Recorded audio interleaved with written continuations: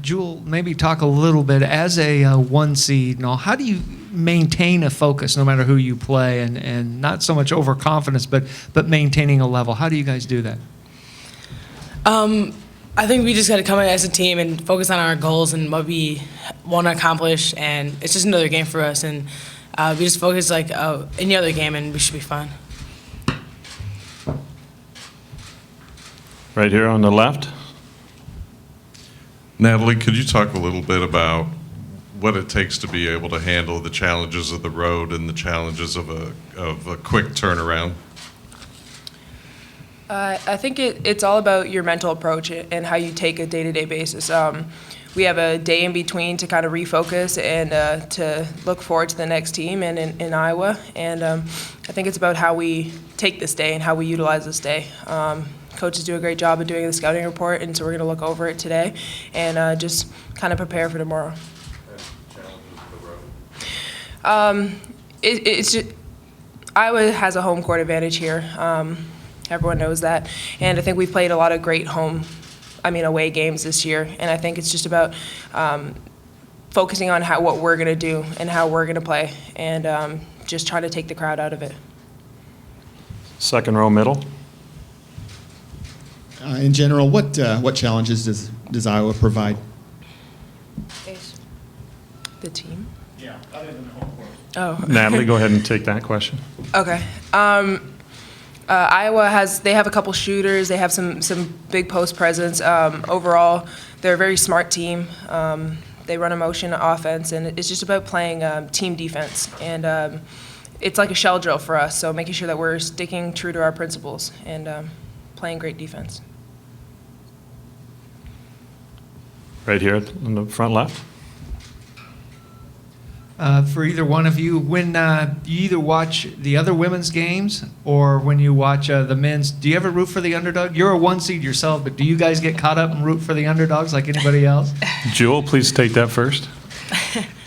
Well, basketball is just a good game, and you just always want to watch a good game, really. And, just like watching basketball and see the outcomes. That's what I got for that. Right here in the front. For Natalie, I don't know if you've had a chance to look at Iowa or if you watched much of the game last night. What do you think of Morgan Johnson and Bethany Doolittle, their post players? They're very tall and lean, and one plays face to the basket, one plays back to the basket, but they work well together and within their team and their motion. I think it's just going to be about being physical.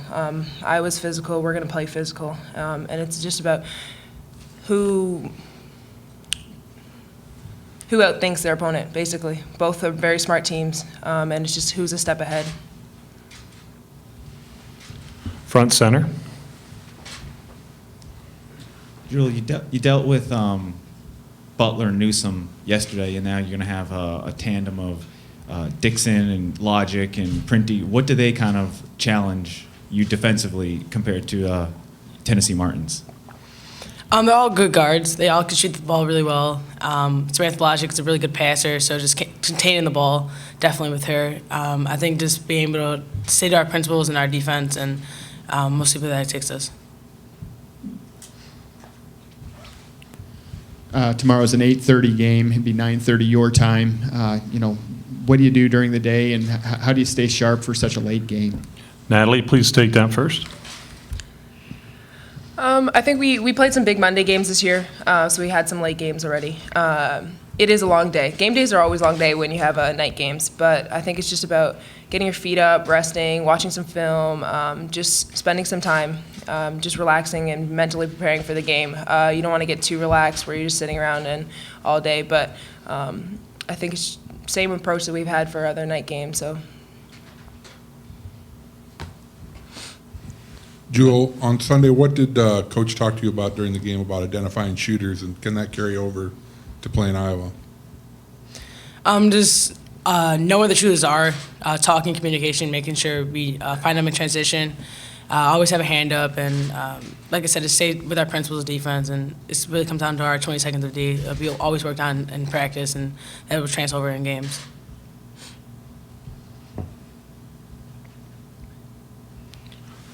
Question in the back. Coach McGraw, are you available for a question? She will be shortly as soon as we dismiss the student athletes. Okay. Any other questions for these student athletes? I want to ask Natalie a question about, you got a nice milestone yesterday, 1,000 points in your career. Nice to have that kind of out of the way and keep your focus on each opponent. Yeah, definitely. I actually didn't know I was that close, so it's a great milestone to achieve, and I'm blessed to be a part of that 1,000 club at Notre Dame. But now looking forward to the next game and kind of putting that behind me. Any other questions for the student athletes? Second row on the left. Jewell, can you talk about the offensive balance of this team and do you just react to the way the game is going, or do you have some thoughts going into a game on who's going to have some advantages when it comes to scoring? I just think if we just move the ball and it's unselfish, we'll find open gaps and things like that. And, we just got to be smart with the ball. And, I mean, that's basically stay true to our game plan, really. And, yeah. Coach, this week everyone's talking Florida Gulf Coast and parity and such with the men. And is the women's game missing that a little bit, you think? I thought you saw some minor upsets yesterday, but overall, I think, when you're playing on a neutral court, anything can happen. So I think in the men's game, there is a lot more parity than there is in the women's game, but you saw that all year long with who was number one. It was a rotating thing where in the women's game, the top five really didn't change much all year long. But I do want to go on record as saying I did not root for any 16 seeds in the first two rounds. Front row on the right. Coach, you've built this program, and there were times when the program was not the kind of program that was sort of almost automatically put into the Sweet 16 and the Elite Eight. What's the difference now between teams that almost always are making the Sweet 16 and the rest of the field? I think success of a program is judged on how you do in the NCAA tournament. We've been to 10 Sweet 16s, and, I think we were a good program, but I don't think we got the notoriety or respect until we got to the Final Four back-to-back. So 4 Final Fours, and finally, I think our program is on an elite level, and I think it takes that really to get respect from the people in the country.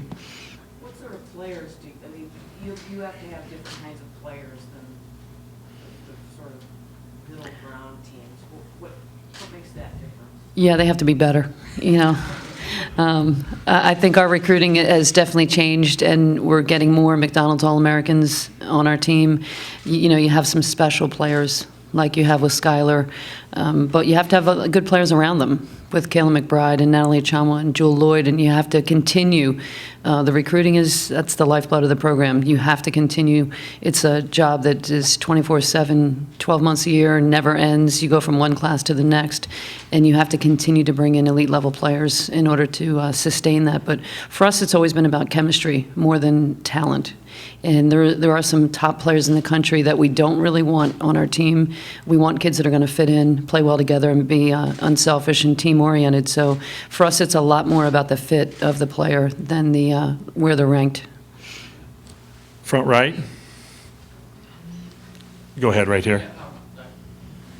Now that you've had a little time to digest yesterday's game, what was your evaluation of that, and I guess overall where your team is now in reference to trying to make a run here?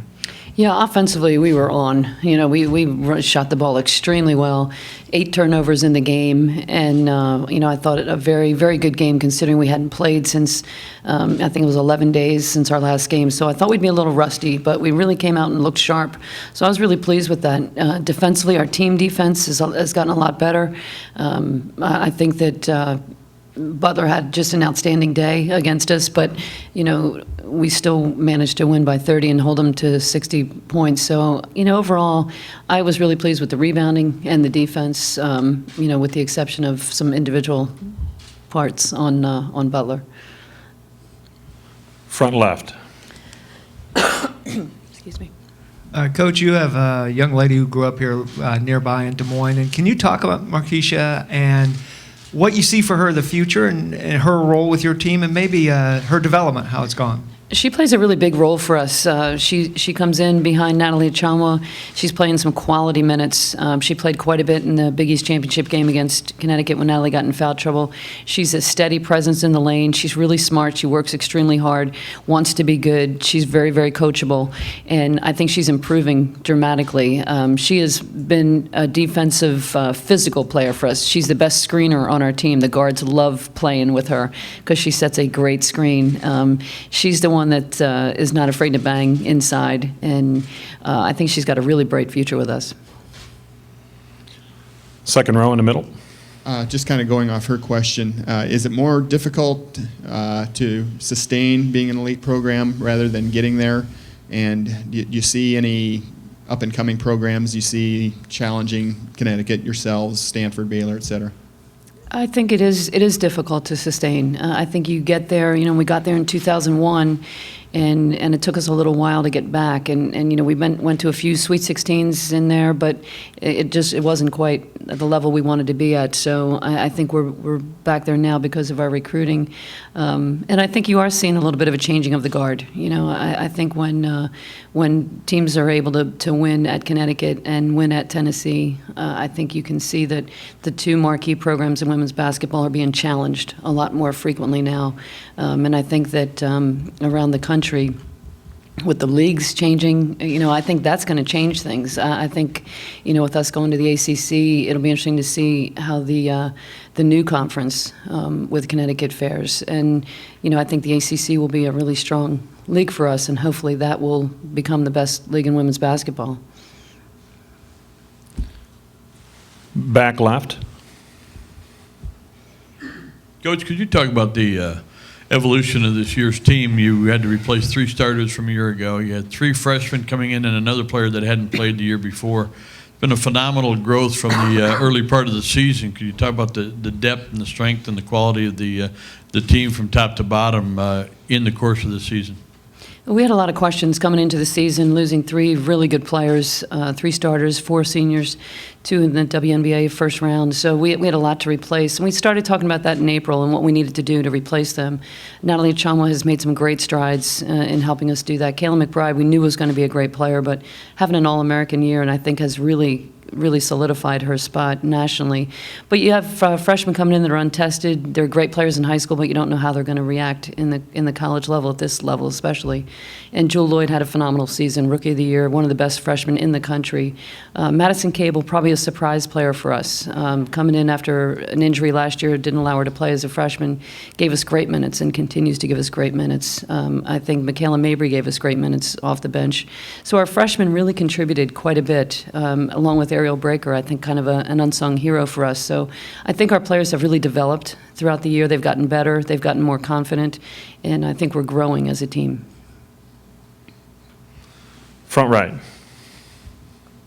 Will it take another generation of kids for the women's game to be where the men's game is in terms of the depth of talent across the country? Yeah, I don't think you see as many game-changing players. I think in the women's game, there's a few at the top that can come in, but you look at Connecticut had the #1 recruiting class in the country. Mariah Jefferson, the #2 player in the country, didn't. Morgan Tuck, a top 10 player. Brianna Stewart, a top 10 player, and it takes a while to adjust to the college game. I mean, you have to be a really special player to come in and make a significant contribution as a freshman, and I think the number of players that can do that nationally is pretty small. So yes, I think it will take another generation.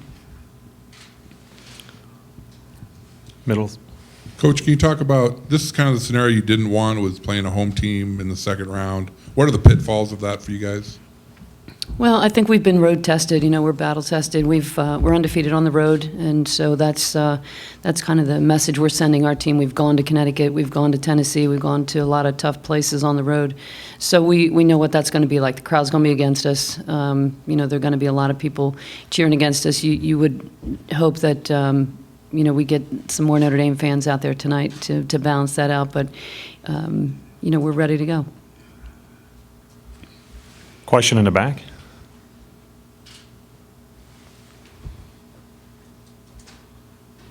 Coach, what can you say about the balance of Iowa? You had Samantha Logic yesterday, had a double-double, 23 points, 11 rebounds.